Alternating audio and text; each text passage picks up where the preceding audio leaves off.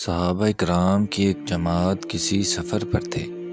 راستے میں انہوں نے ایک گاؤں میں پڑاؤ کیا اور گاؤں والوں کو مہمان نوازی کرنے کو کہا، لیکن گاؤں والوں نے مہمان نوازی کرنے سے انکار کر دیا۔ صحابہ کرام گاؤں سے کچھ ہی فاصلے پر جا کے آرام کرنے لگے۔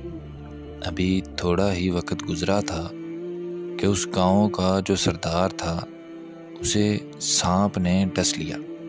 ان لوگوں نے ہر طرح کا علاج کیا، تدبیریں کیں، لیکن ان کے سردار کو کوئی فائدہ نہ ہوا، بلکہ اس کی طبیعت گزرتے وقت کے ساتھ بگڑتی جا رہی تھی۔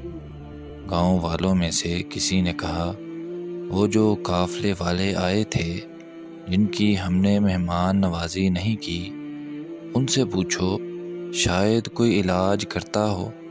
پھر ایک شخص دوڑتا ہوا صحابہ کرام کے پاس آیا اور آ کے کہنے لگا، اے لوگو، ہمارے سردار کو سانپ نے ڈس لیا ہے۔ ہم نے ہر قسم کی تدبیر کر لی ہے، ہر قسم کا علاج کر لیا ہے، مگر کوئی فائدہ نہیں ہو رہا۔ ہمارا سردار مرنے کے قریب ہے۔ کیا تم میں سے کسی شخص کے پاس کوئی علاج ہے؟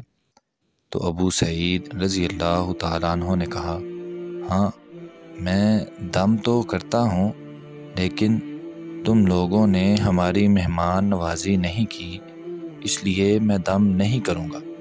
ہاں، اگر تم ہمارے لیے کوئی اجرت مقرر کرو تو پھر ہی میں دم کروں گا۔ ان لوگوں نے کہا، ہم آپ کو 30 بکریاں دیں گے، جن کی قیمت آج کے دور میں 15 لاکھ بنتی ہے۔ بات طے ہو گئی۔ ابو سعید گئے اور ان کے سردار کو سورہ فاتحہ پڑھ کے دم کیا۔ ابھی دم کیا ہی تھا، فوراً ہی وہ شخص اٹھ گیا اور ٹھیک ہو گیا اور چلنے لگا۔ ایسا لگ رہا تھا کہ اسے کچھ ہوا ہی نہ ہو۔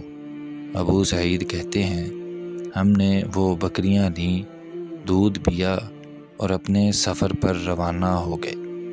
ابو سعید فرماتے ہیں، جب ہم سفر سے واپس آئے تو میں نے سارا واقعہ حضور صلی اللہ علیہ وسلم کو سنایا، تو آپ صلی اللہ علیہ وسلم مسکرائے اور فرمایا، تمہیں کیسے معلوم ہوا کہ سورہ فاتحہ سے دم کیا جاتا ہے؟